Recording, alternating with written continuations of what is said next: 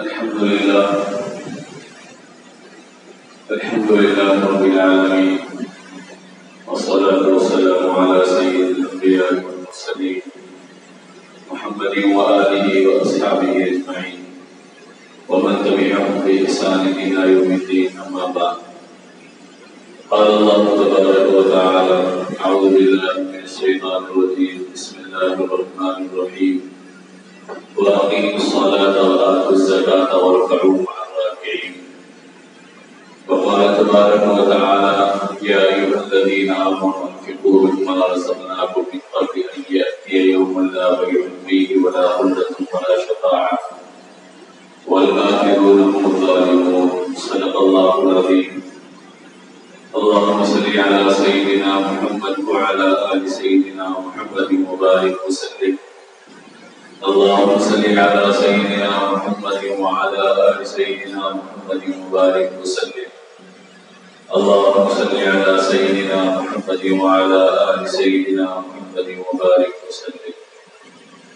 عزیزان محترم، معزز بزرگوں، قابل احترام بھائیوں، رمضان کے اس مبارک اور بابرکت مہینے میں جن اعمال کو انجام دیا جاتا ہے ان میں ایک عمل صدقہ و خیرات کا اہتمام بھی ہے، اور خاص کر مسلمان زکوٰۃ کو نکالنے کی فکر کرتے ہیں اور کوشش کرتے ہیں۔ رمضان میں چونکہ نیکیوں کا ثواب بڑھا دیا جاتا ہے، نیکیوں کے اجر میں اضافہ ہو جاتا ہے، تو اس مناسبت سے لوگ یہ چاہتے ہیں کہ صدقہ و خیرات میں بھی چونکہ اللہ تبارک و تعالیٰ کی طرف سے اضافے کا وعدہ ہے تو وہ نیکیاں ہم کو حاصل ہو جائے۔ تو اس موقع پر صدقہ و خیرات سے متعلق اور خاص کر زکوٰۃ سے متعلق چند باتیں آپ اللہ کی خدمت میں رکھنی ہیں۔ اللہ تبارک و تعالیٰ نے انسانوں کو مال دیا۔ مال یہ اللہ تبارک و تعالیٰ کی بڑی عظیم نعمت ہے۔ اللہ تبارک و تعالیٰ نے مال دینے کے بعد مال کو خرچ کرنے کے طریقے بھی بتائے، بلکہ مال کو حاصل کرنے کا طریقہ بھی بتایا کہ مال کو کن ذریعوں سے، کن طریقوں سے مال کو کمانا چاہیے اور کن طریقوں سے مال کو خرچ کرنا چاہیے۔ اگر مال کو غلط طریقے سے کمایا تو یہ بھی اس کے لیے ہلاکت کا ذریعہ ہے، اور مال کو غلط راستوں میں خرچ کرے تو یہ بھی اس کے لیے ہلاکت کا ذریعہ ہے۔ اسی لیے ایک حدیث جو مشہور ہے جس میں نبی کریم صلی اللہ علیہ وسلم نے فرمایا کہ جب تک انسان سے 5 چیزوں کے بارے میں سوال نہیں ہوگا اس وقت تک کسی انسان کا قدم اللہ تبارک و تعالیٰ کے سامنے سے ہٹ نہیں سکے گا۔ ان میں سے ایک سوال یہ بھی ہوگا کہ مال کہاں سے کمایا تھا، اور دوسرا سوال یہ بھی ہوگا کہ مال کو کہاں پر خرچ کیا تھا۔ مال کسی بھی طرح سے حاصل ہو جائے اور مال کو جہاں چاہے خرچ کرے، یہ اسلام اس کی اجازت نہیں دیتا۔ اسلام نے جائز طریقے بتائے ہیں، ناجائز طریقوں سے بچنے کی تلقین فرمائی ہے، حدود اسلام میں رکھے ہیں کہ کس طرح مال کو کمایا جائے اور کس طرح مال کو خرچ کیا جائے۔ مال نہ ہو تو انسان کے لیے ہلاکت ہے، نقصان ہے، اس کو بھی بیان کیا گیا۔ بعض روایتوں میں اللہ کے نبی صلی اللہ علیہ وسلم نے فرمایا کاد الفقر ان یکون کفرا، کہ بعض اوقات انسان کے لیے تنگدستی، فقر و فاقہ، محتاجی یہ ایمان سے دوری کا ذریعہ بن جاتی ہے۔ چنانچہ جس کے پاس بالکل ناشی ہو، مفلسی ہو، تنگدستی ہو، ایسے لوگوں کو اسلام کے لٹیرے پر حملہ کرتے ہیں، اور ایسے کمزور لوگوں کو مال کی لالچ دلا کر، پیسوں کی لالچ دلا کر ان کے ایمان کو ہڑپنے، ان کے عقیدے کو خراب کرنے کی کوشش کرتے ہیں۔ چنانچہ بہت سے وہ لوگ جو ایمان سے پھر جاتے ہیں اور عقیدے کو چھوڑ دیتے ہیں، اگر آپ اس کو دیکھیں گے تو معلوم ہوگا کہ ان کی تندرستی، فقر و فاقہ بھی ایک ذریعہ رہا اور ایک سبب رہا۔ اللہ تبارک و تعالیٰ نے قرآن کریم میں بہت سی جگہوں پر شروع سے آخر تک بار بار اس کی تلقین فرمائی کہ ہم نے جو تم کو دیا ہے تو اس کو خرچ کرنے والے بنو۔ ہر جگہ خرچ کرنے کی جہاں ترغیب دی، خرچ کرنے کی جہاں تعلیم دی، تو اللہ نے فرمایا کہ وَمِمَّا رَزَقْنَاهُمْ يُنْفِقُونَ، کہ ہم نے ان کو جو دیا ہے وہ اس میں سے خرچ کرنے والے بنے، وہ اس میں سے خرچ کرتے رہے۔ کامیاب بندوں کی صفات اللہ نے ذکر فرمائی تو وہاں پر بھی یہی بیان کیا کہ جو اپنے مال کو اللہ کے راستے میں خرچ کرتے ہیں۔ پہلی چیز اللہ تبارک و تعالیٰ نے انسانوں کے ذہنوں میں، ان کے دماغ میں یہ بٹھا دی کہ ہم جو مال خرچ کرتے ہیں اس میں ہمارا اپنا کمال نہیں ہے، بلکہ اللہ تبارک و تعالیٰ نے ہم کو مال دیا ہے۔ اب ہماری یہ ذمہ داری ہے کہ اللہ نے جہاں پر خرچ کرنے کا حکم دیا ہم وہاں پر خرچ کرنے والے بنے۔ اگر اللہ مال نہیں دیتا تو ہم بھی کسی کے سامنے ہاتھ پھیلانے پر مجبور ہو جاتے۔ اللہ تبارک و تعالیٰ نے دینے کے قابل بنایا، خرچ کرنے کے قابل بنایا، تو یہ اللہ کا سب سے بڑا انعام ہے، اللہ تبارک و تعالیٰ کا سب سے بڑا احسان ہے۔ تو خرچ کرنے والوں کو اللہ تبارک و تعالیٰ نے پہلی بات ذہن میں یہ بٹھا دی کہ تمہارے دل و دماغ میں کسی درجے میں غرور، تکبر نہیں آنا چاہیے کہ میں خرچ کر رہا ہوں، بلکہ تمہیں یہ احساس ہونا چاہیے کہ جو اللہ نے مجھ کو دیا ہے میں اس کو خرچ کر رہا ہوں۔ اگر اللہ نہیں دیتا میرا کاروبار نہیں چلتا، میرا روزگار نہیں چلتا، مجھے نوکری نہیں ملتی، میرا معاش نہیں ہوتا، تو میں پھر اللہ سے مفلس بن کر زندگی گزارنے پر مجبور ہو جاتا۔ لیکن اللہ تبارک و تعالیٰ نے میرے لیے آسانیاں فرمائی، راستے کھولے، جس کے نتیجے میں مجھے مال ملا، اب اسی مال کو میں خرچ کرنے کے قابل ہوں۔ دوسری جگہ اللہ تبارک و تعالیٰ یہ بھی فرمایا کہ دنیا میں انسان کو اللہ تبارک و تعالیٰ مال دیا ہے تو اس میں بخیلی نہ کرے، کنجوسی نہ کرے، بلکہ وہ اپنا ہاتھ کھلا رکھے۔ یہ اللہ تبارک و تعالیٰ کا نظام ہے کہ بندہ جتنا خرچ کرتا ہے اس سے کئی گنا زیادہ انسانوں کو اللہ تبارک و تعالیٰ واپس لوٹاتا ہے۔ ایک حدیث میں اللہ کے نبی صلی اللہ علیہ وسلم نے فرمایا کہ روزانہ فرشتے یہ اعلان کرتے ہیں اور یہ دعا کرتے ہیں کہ اے اللہ جو خرچ کر رہا ہے تو اس کو اور اضافہ مال دے، اور جو خرچ نہیں کر کے مال کو جمع کر کے رکھ رہا ہے تو اس کے مال کو ضائع کر دے۔ ایک حدیث میں اللہ کے نبی نے فرمایا، فرشتہ ایک اعلان کرتا ہے یا ابن آدم انفق علیک، اے ابن آدم تو خرچ کرتے رہا، اللہ تیرے اوپر خرچ کرتے رہے گا، تو اللہ کے بندوں کو دیتے رہے، اللہ تجھ کو دیتے رہے گا، تو اللہ کے بندوں کی ضرورتوں کو پوری کرتا رہا، اللہ تیری ضرورتوں کو پوری کرنے کے اسباب وسائل مہیا کر دے گا۔ تو خرچ کرنے کی بار بار ترغیب دی، اور قرآن کریم میں جگہ جگہ جہاں نماز کا حکم دیا وہی خرچ کرنے کا حکم دیا گیا، جہاں نماز کی تاکید کی گئی وہیں آپ جہاں دیکھیں اقیم الصلاۃ، نماز قائم کرو، تو اس کے فوری بعد ایک لفظ آتا ہے آتوا الزکاۃ، کہ تم زکات دیا کرو۔ تو خرچ کرنے کے جو مختلف طریقے ہیں ان میں سب سے اہم ترین طریقہ زکات ہے، جس کو اللہ تبارک و تعالیٰ نے فرض قرار دیا۔ جیسے نماز پڑھنا فرض ہے، جیسے روزہ رکھنا فرض ہے، اسی طرح جن کو اللہ تبارک و تعالیٰ نے ایک حد تک مال عطا کیا ہے اور وہ صاحب نصاب بن جائیں گے تو پھر ان کو اپنے مال کو اس کی لیمٹ اور اس کی حدود کے بتائے ہوئے طریقوں کے مطابق خرچ کرنا لازم اور ضروری ہے۔ اگر وہ مال کو خرچ نہیں کرے گا تو پھر وہی مال اس کے لیے ہلاکت کا، بربادی کا اور تباہی کا ذریعہ بنے گا۔ قرآن کریم اللہ تبارک و تعالیٰ نے ان لوگوں کے بارے میں فرمایا کہ جو مال کو خرچ نہیں کرتے اور مال کو صرف جمع کر کر کے رکھتے ہیں۔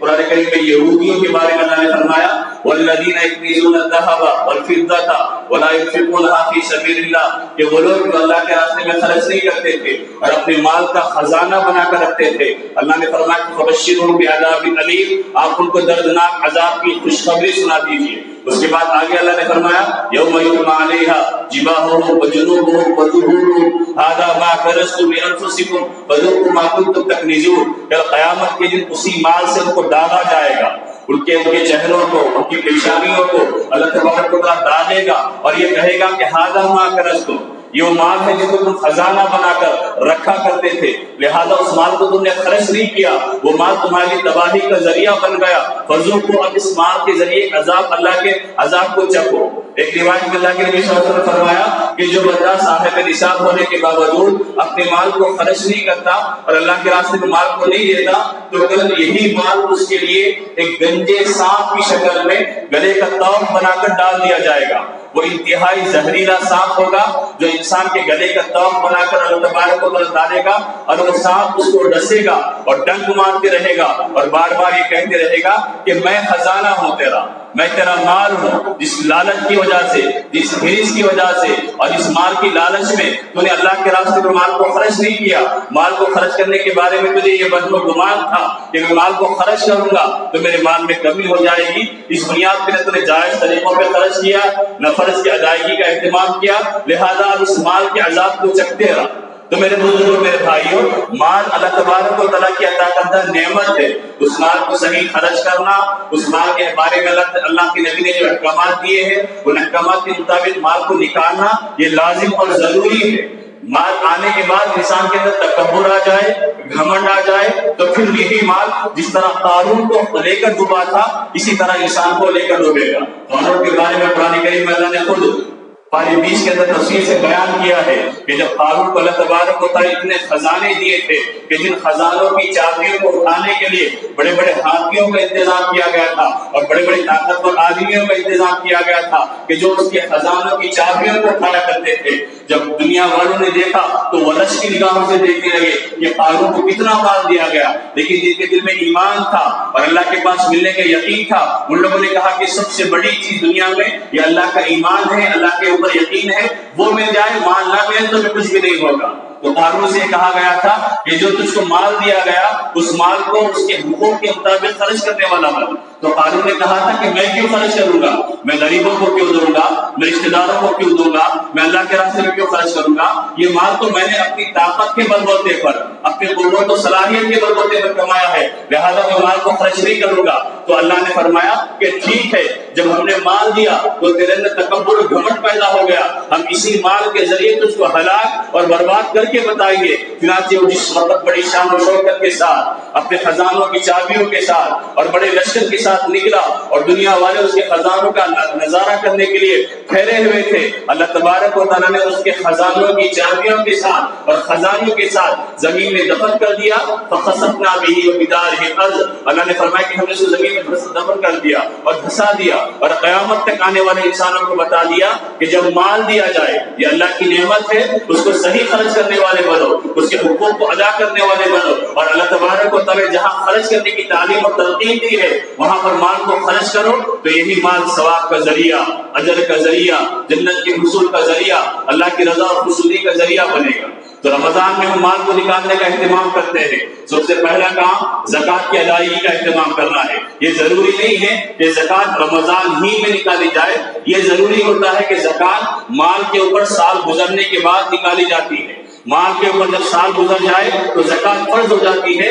ہاں اگر کوئی اپنے مال کا نظام اور زکوٰۃ کے نکالنے کا نظام رمضان سے جوڑ لے تو پھر یہ الگ بات ہے کہ وہ رمضان زکوٰۃ نکالنے کا زکوٰۃ نکالنے کی پابندی کرے اور اہتمام کرے تو اس لحاظ سے اس کا سال گزرتے رہے گا اور چلتے رہے گا. جس طرح اللہ تبارک و تعالیٰ نے ایک نفل پر 70 کا وعدہ فرمایا ہے، اسی طرح اللہ کے راستے میں خرچ کرنے پر وہی اللہ تبارک و تعالیٰ اجر عطا فرمائے گا، ثواب عطا فرمائے گا. اللہ کے نبی سرور دو عالم صلی اللہ علیہ وسلم نے مال کے خرچ کرنے کی ترغیب، مال کے خرچ کرنے کا اہتمام اتنا بیان کیا تھا کہ قرآن کریم میں پارے 4 کی پہلی آیت اس میں اللہ نے فرمایا لن تنالوا البر حتى تنفقوا مما تحبون، کہ تم اس وقت نیکی کے کمال کو نہیں پہنچ سکتے کہ جب تک کہ تم اپنی محبوب چیزوں کو، اپنی پسندیدہ چیزوں کو اللہ کے راستے میں خرچ نہ کر دو. جو چیزیں تم کو دنیا میں سب سے زیادہ پسند ہوگی اس چیز کو تم اللہ کے راستے میں دینے والے بنو. آج ہمارے پاس صدقہ و خیرات کا مطلب کیا ہے؟ صدقہ و خیرات ہم انتہائی گھٹیا نہیں استعمال ہونے والی چیز، بالکل نکمی اور ناکارہ جو چیز ہو جاتی ہے ہم سمجھتے ہیں کہ اس کو صدقہ کر دینا چاہیے، کسی غریب کو دے دینا چاہیے. بالکل ایسے کپڑے جو خود پہننے کے قابل نہیں ہے کسی غریب کو دینے کا ہم سمجھتے ہیں کہ ہم نے بہت بڑا صدقے کا کام کر دیا. قرآن میں یہ کہا گیا، حدیث میں یہ کہا گیا کہ جو چیزیں تمہاری پسندیدہ ہو، جس پہ تمہارا دل اٹکا ہوا ہو، جس سے تمہیں محبت، بے پناہ محبت ہو، اگر تم اس مال کو خرچ کرو گے، اس چیز کو اللہ کے راستے میں دو گے تو یہ تمہاری بہت بڑا کمال کی بات ہوگی. حضرت طلحہ رضی اللہ عنہ کا مشہور واقعہ ہے کہ جب یہ آیت قرآن کریم کی نازل ہوئی وہ اللہ کے نبی رحمت اللہ علیہ صلی اللہ علیہ وسلم کے پاس آئے اور آ کر انہوں نے کہا کہ اللہ کے نبی میرے پاس کھجور کا ایک باغ ہے جو مجھے سب سے زیادہ پسند ہے اور محبوب ہے، کیونکہ اللہ نے حکم دیا ہے کہ اپنے پسندیدہ مال کو اللہ کے راستے میں خرچ کیا جائے، لہٰذا میں اس مال کو، اپنے اس باغ کو کھجوروں کے ساتھ اللہ کے راستے میں وقف کرتا ہوں، اللہ کے راستے میں دے دیتا ہوں، اللہ کے راستے میں خرچ کرتا ہوں. اس عمل کے ذریعے انہوں نے قیامت تک آنے والے انسانوں کو بتایا کہ خرچ کرنے کا جو معیار ہے، اللہ کے راستے میں دینے کا جو معیار ہے، وہ معیار یہ ہے کہ آدمی اچھی چیزوں کو دینے والا بنے. ہمارے پاس کھانا کیسا دیا جاتا ہے غریبوں کو، دروازے پہ دستک دینے والے فقیروں کو، بھوکوں کو ہم وہ کھانا دیتے ہیں جو 2 دن سے فریجوں میں سڑ رہا ہوتا ہے. दो दिन से कोई खाने वाला घर में नहीं है, अब उसका कोई काम नहीं है, तो लिहाजा गरीब आ जाए तो हम उसको दे देंगे। घर में अच्छा बनेगा, ताजा बनेगा, वो हम खाते हैं, लेकिन बिल्कुल गैर गुजरा खाना जिसको हम खाना पसंद नहीं करते और हमारे घर का कोई फर्द इस्तेमाल करना पसंद नहीं करता, हम उसको देना चाहते हैं। आप उसको दीजिए, लेकिन उससे आला मेयार, उससे आला मतलूब जो चीज है वो ये कि अच्छा खिलाइए, ताजा खिलाने वाले बनिए, अच्छा पहनाने वाले बनिए, अच्छी चीज देने वाले बनिए, तो फिर ये सदक़े का आला मेयार होगा और ऊंचा मेयार होगा। और यही चीज वो होगी जिसके बारे में कुरान करीम में अल्लाह तबारक व तआला ने हज़रत सहाबा इकराम की तारीफ करते फरमाया कि वल्लज़ीना युसिरून अला अनफुसिहिम वलौ काना बिहिम खसासा, कि सहाबा इकराम अल्लाह के रास्ते में ऐसे खर्च करते थे कि वो खुद जरूरतमंद होते, उनको खुद तलब होती, उनके पास तो जरूरत होती, लेकिन इसके बावजूद अगर अल्लाह का कोई बंदा मांगने वाला उनके घर पे आके दस्तक दे दे और आवाज लगा दे तो अपना माल उनको दे देते और खर्च कर देते। तो ये हमारे पास का जो निजाम है, इस निजाम को हमें थोड़ा बदलना चाहिए। हमारे पास खर्च करने का एक तो ये है कि ज़कात ये फर्ज है, दूसरा नफिल सदकात है, आदमी किसी भी एतबार से किसी गरीब को दे दे, मोहताज को दे दे, परेशान को दे दे, घर पे आने वाले को दे या रास्ते में मिलने वाले को दे, तो इसके एक मयारात है, उनके लिहाज से अगर हम देंगे तो वाकई अज्र मिलेगा, सवाब मिलेगा। अल्लाह के रास्ते में खर्च करने के बहुत सारे तरीके हैं, आप ईशान सवाब के लिए भी खर्च करते हैं। मिसाल के तौर पर हमारे पास एक तरीका ये है कि अगर किसी का इंतकाल हो जाए तो लोग समझते हैं कि मस्जिद में पारों का डब्बा देना जरूरी है, जबकि मस्जिद में पारों की जरूरत नहीं होती।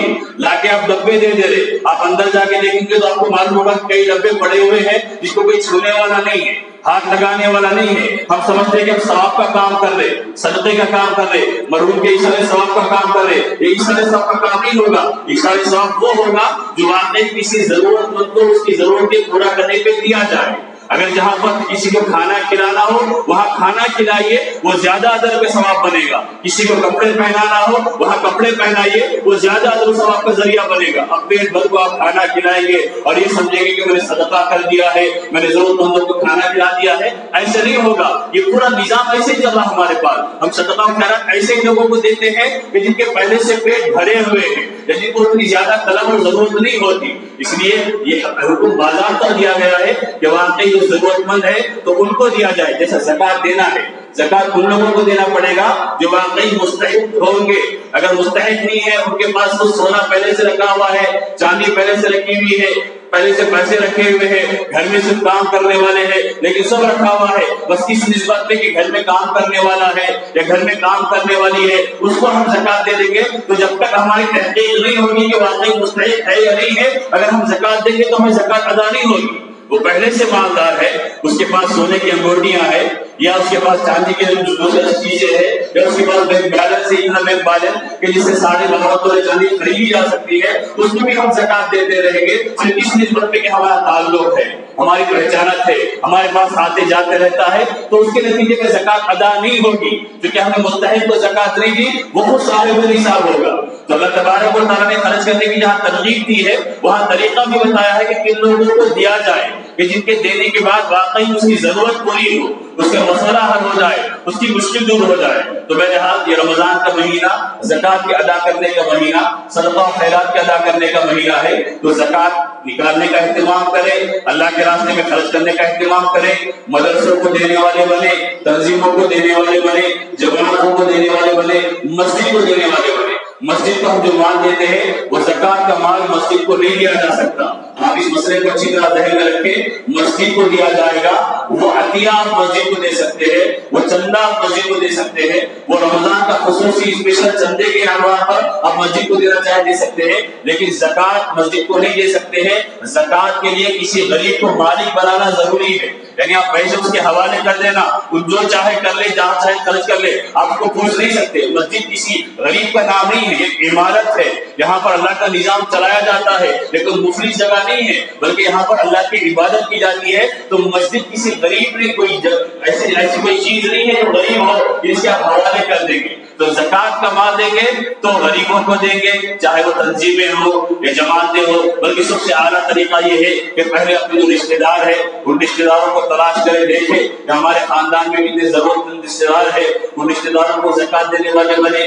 دوسرا یہ کہ آپ کے علاقے میں جو مدد سے کام کرتے ہیں، جو تنظیمیں کام کرتی ہے، ان کو بھی آپ دینے والے بنے۔ تیسرا یہ کہ اپنی اسی زکات کی رقم کو تھوڑا سا مختص کرے۔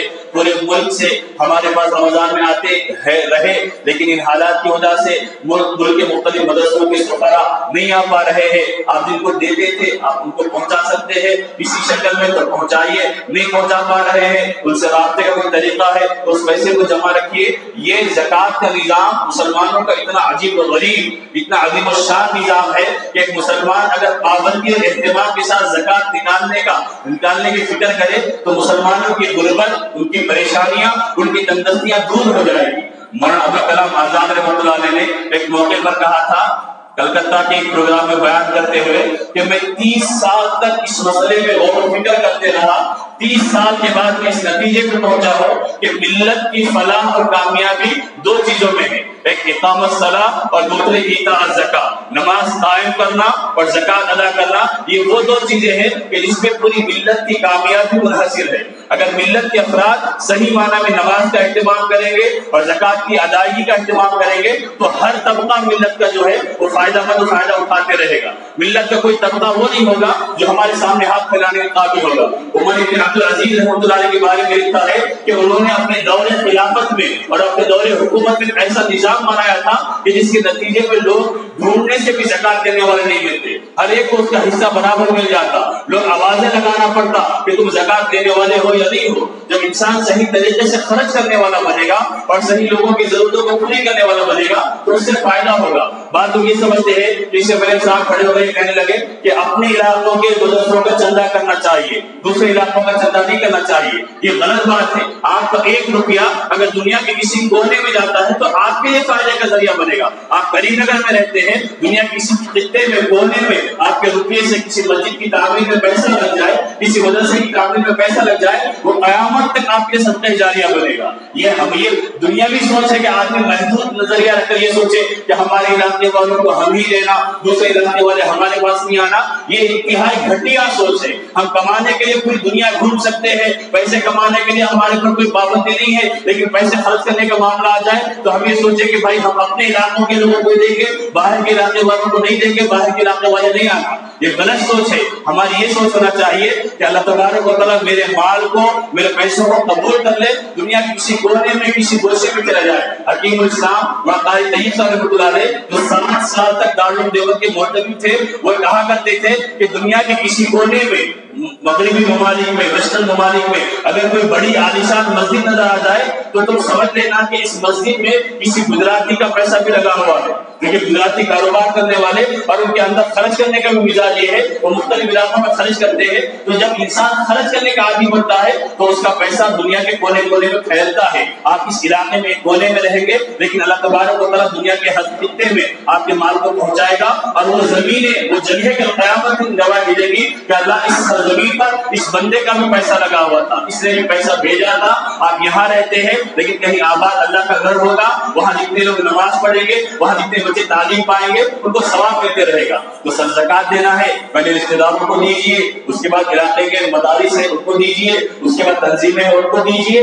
تیسرے نمبر پر یہ ہے کہ آپ جن دوسرے علاقوں کے مدارس والوں کو دے دیتے ان کو دیجیے۔ اور ایک خرابی ہمارے پاس یہ بھی ہے کہ آپ چندہ لینے جائیں، خاص کر سفیر حضرات جاتے ہیں یا مسجد کا چندہ لینے جاتے ہیں، ہماری ذمہ داری ہے کہ ہم دروازے پہ آنے والے کو دوسری مرتبہ آنے کا موقع نہ دیں، اکرام کرنے والے بنے۔ وہ ہمارے محتاج نہیں ہے، ہم ان کے محتاج ہیں کہ انہوں نے ہمارے پیسے کو صحیح استعمال کرنے کے لیے حاضر کر لیا ہے۔ اگر وہ لینے والے نہیں ہوتے، ہم پیسہ لے کے پھرنا پڑتا ہم کو، وہ سفر کی سب مصیبتیں برداشت کر کے، وہ مشقتیں برداشت کر کے ہمارے گھر پر آتے ہیں۔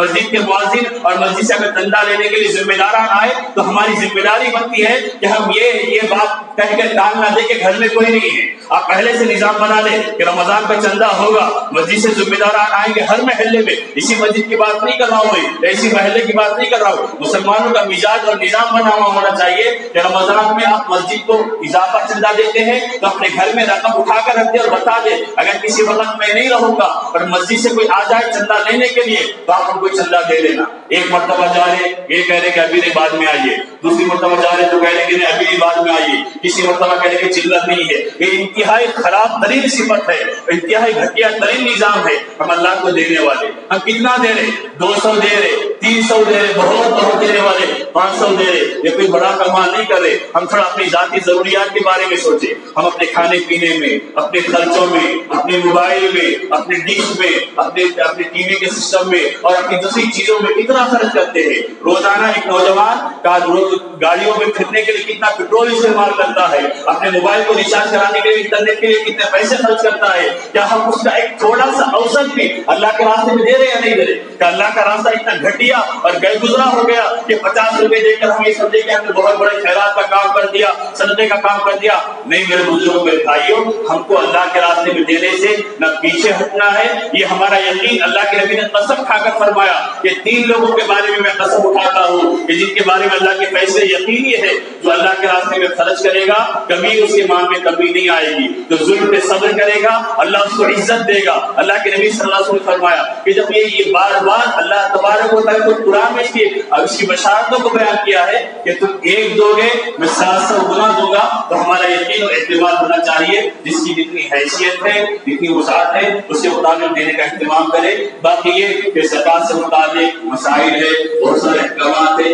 جو ہر سال آپ کے سامنے رکھے جاتے ہیں. بارش موقع پر نہیں رکھے جا رہے وقت کی تنگی کی وجہ سے آپ حضرات مسائل معلوم کر سکتے ہیں کہ کن لوگوں کا فرض ہوگا, کتنے مال پر نکالنا ہوگا, کن کو دینا ہو یا نہیں دینا ہوگا. یہ ساری تفصیلات آپ کسی بھی وقت مجھ سے رابطہ کر سکتے ہیں, معلوم کر سکتے ہیں. انشاءاللہ وہ مسائل آپ کے سامنے ذکر کیے جائیں گے. خلاصہ یہ ہے کہ رمضان کا مہینہ جہاں مختلف عبادتوں کا مہینہ ہے, وہی صدقے کا مہینہ, خیرات کا مہینہ, ضرورت مندوں کی ضرورتوں کو پورا کرنے کا مہینہ, زکات کے ذریعے فریضے کو ادا کرنے کا مہینہ ہے. اس میں شوق کے ساتھ ہم مال کو خرچ کریں گے تو اللہ تبارک و تعالیٰ ہمارے مال میں اضافہ کرے گا. اور اس وقت جو وبا چل رہی ہے, جو بلا چل رہی ہے, جو مصیبت چل رہی ہے, اس مصیبت کو ٹالنے کا ایک ذریعہ یہ بھی ہے کہ صدقے کا اہتمام کرے. اللہ کے نبی نے فرمایا حسنوا اموالکم بالزکاۃ وداؤوا مرضاتکم بالصدقہ, کہ زکات کے ذریعے اپنے مال کو محفوظ رکھو اور صدقے کے ذریعے اپنے بیماروں کی دوا جوری کرو, ان کی بیماروں کی شفا کے لیے کوششیں کرو. صدقہ جتنا کریں گے اللہ اتنا زیادہ بیماریوں سے, وباؤں سے, مصیبتوں سے, آفتوں سے محفوظ رکھے گا. اس لیے صدقے کا بھی اہتمام کرنے والے بنے. دعا فرمائے کہ اللہ تبارک و تعالیٰ کہنے سننے سے زیادہ عمل کی توفیق عطا فرمائے. وآخر دعوانا